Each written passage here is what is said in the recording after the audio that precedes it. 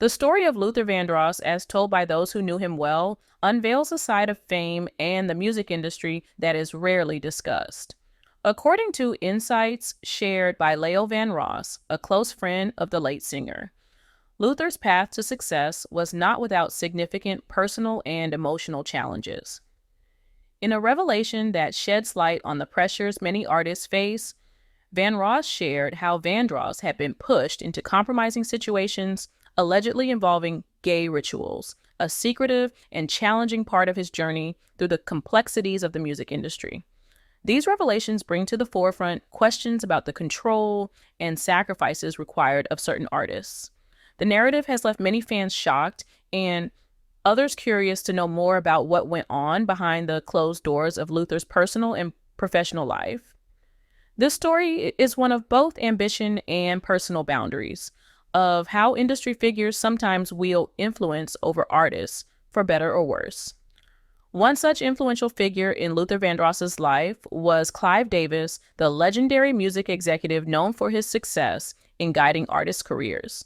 According to Labelle, Davis had a considerable impact on Vandross, and his influence was sometimes a source of struggle for the singer.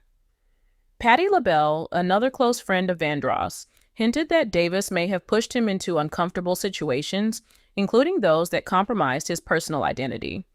She suggested that Vandross was sometimes pressured to participate in gay rituals as part of a highly controlled industry image, an image that painted him as an R&B sex symbol while keeping his true identity hidden. Luther Vandross was known for his soulful ballads, which conveyed themes of love and longing, but he remained deeply private about his own personal life, especially his sexuality. Though he was beloved for his romantic music, the details of his personal identity were mostly unknown to the public, adding to the allure of his carefully maintained image.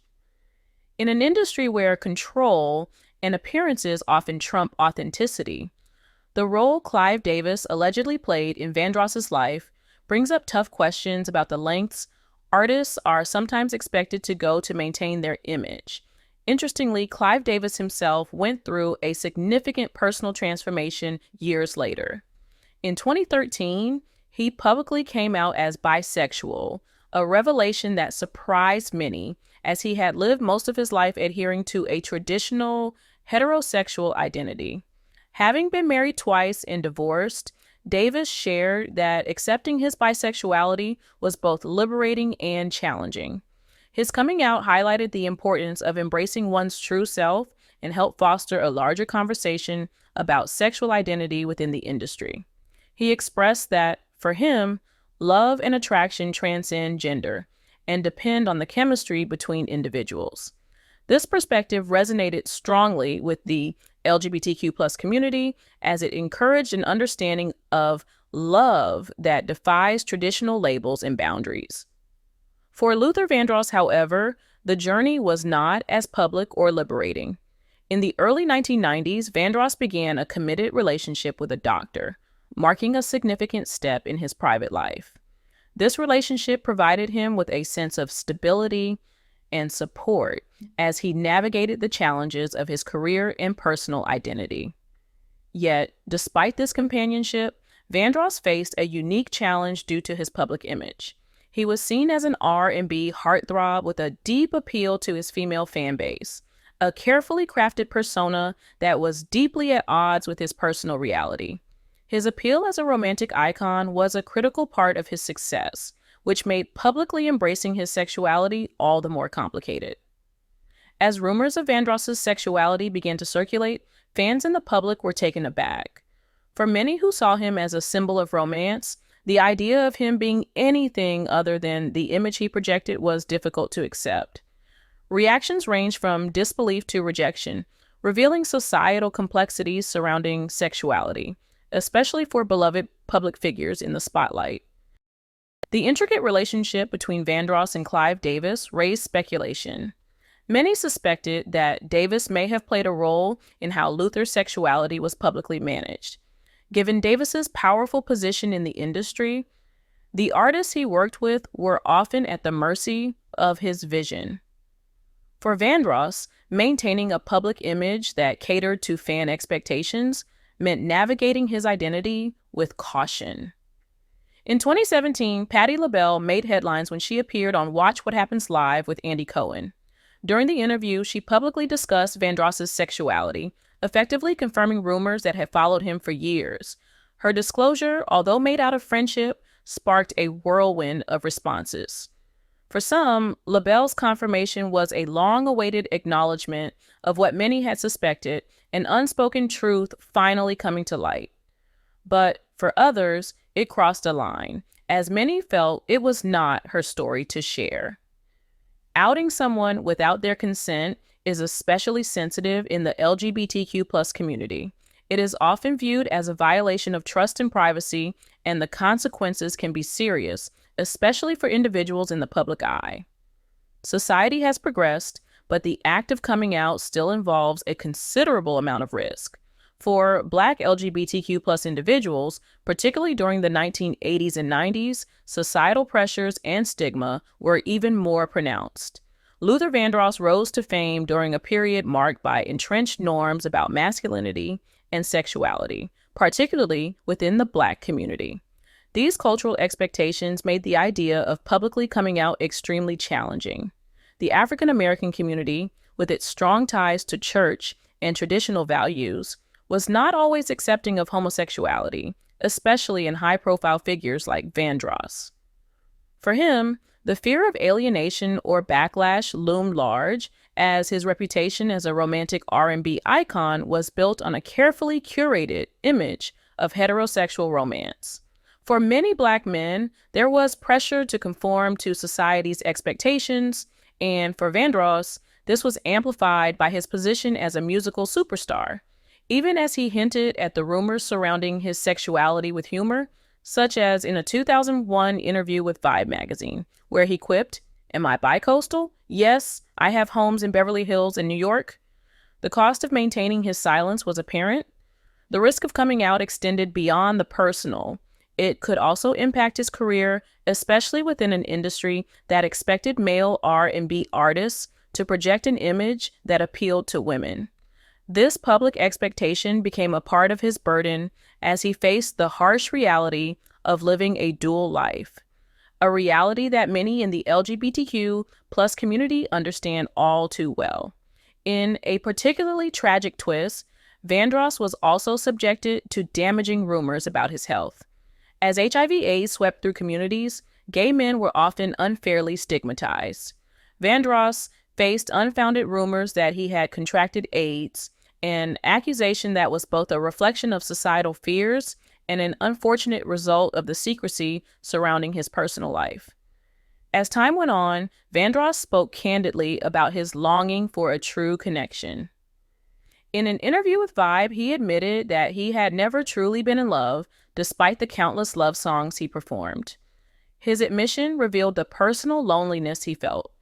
A man who provided the soundtrack to millions of romantic moments around the world, yet who struggled to find the very love he sang about. For Vandross, balancing his public image with his personal truth was a constant struggle. As a Black man in the 1980s R&B scene, the pressure to meet society's expectations of masculinity, combined with the societal stigma around sexuality, created a unique set of challenges. While the music industry began to see more openly gay artists in genres like pop, R&B remained a space where hyper-masculine ideals persisted, making it nearly impossible for him to live authentically without significant backlash. Reflecting on his career and the pressures he faced, Vandross's life paints a poignant picture of the sacrifices artists often make to protect their careers. His music continues to evoke feelings of love, passion, and vulnerability, reminding fans of his profound talent and emotional depth. His legacy as an artist who poured his heart into every song lives on, inspiring countless people to this day. Gladys Knight and Patti Labelle's Versus battle in September 2020 was a celebration between the longtime friends. The two legendary soul singers reunited for the first time in 10 years to play a series of hits spanning their respective 60-year careers. This was like a meet and greet that we both wanted, Labelle told Entertainment Tonight. This was the best thing that could have happened to me. Knight was quick to agree and remind her was the best thing to us girl. Knight revealed that it was her son who inspired her to do the Versus battle with Labelle, so the women came together and made it work. In 2014, the pair shared the stage at the Tony Awards alongside singers Fantasia, Jennifer Hudson, and the cast of After Midnight. After decades of maintaining a solid friendship, Labelle says the honesty they share is what keeps things from getting catty. And not being afraid to go behind her on the show or her going behind me, the Lady Marmalade singer added in reference to their well-received battle. You can't play or hate a good friend, and that's what she is to me. Knight noted how long the two chart toppers have known each other and why it felt so good to spend time with her peer. We actually grew up together, Knight explained. This is one of the best feelings about these kind of things that I've had. That's what love is all about. The Versus battle wasn't the first time Patti Labelle and Gladys Knight collaborated. The R&B veterans also worked together on the Grammy-nominated 1991 song Superwoman. That hit also featured singer Dionne Warwick, who made a surprise guest appearance at the end of the battle to sing That's What Friends Are For with the ladies. Together, Labelle and Knight garnered more than 600,000 viewers for their soul session, including Oprah Winfrey, Mariah Carey, Jennifer Lopez, and Alicia Keys, Entertainment Tonight reports. Some of the hits on the long list of memorable songs that were played included chart toppers from Knight's time with the group Gladys Knight and the Pips, I Heard It Through the Grapevine, Midnight Train to Georgia, Neither One of Us, Wants to Be the First to Say Goodbye, and Love Overboard. Labelle pulled out her creative classics and had viewers jamming to #1 hits such as On My Own, If You Only Knew, Feels Like Another One, and of course, Lady Marmalade. While many might debate the relevancy Knight and Labelle hold in modern times, their Versus battle put to rest any doubt over their legacy in music. Since her American Idol days, Fantasia Barrino has produced several studio albums, found success on the Billboard charts, and appeared on Broadway. Breakout singles like I Believe, Truth Is, and When I See You are among the artist's many hits that prove her voice is one of her greatest assets. That being said, without the R&B divas that came before her, arguably there wouldn't be a Fantasia Barrino. One of those divas is Patti Labelle. As of this writing, Miss Labelle has nabbed 2 Grammy Awards, 13 Grammy nominations, a BET Lifetime Achievement Award, and multiple NAACP Image Awards, among other industry accolades. If that wasn't enough, Labelle's soulful tracks have appeared on the Billboard Hot 100 countless times, including song On My Own with Michael McDonald, which peaked at #1 in 1986. Without Labelle leading the way for true vocalists, Barrino might not have come out on top as American Idol Season 3 winner, so it makes sense why the New Age singer has paid tribute to the legendary artist multiple times over the years. When it comes time to salute musical legends, the only logical answer is to bring together the music industry's greatest vocalists. Of course, this process usually comes with some argument. When Aretha Franklin passed away in 2018, debates on who was even qualified to sing tribute for the late great circled.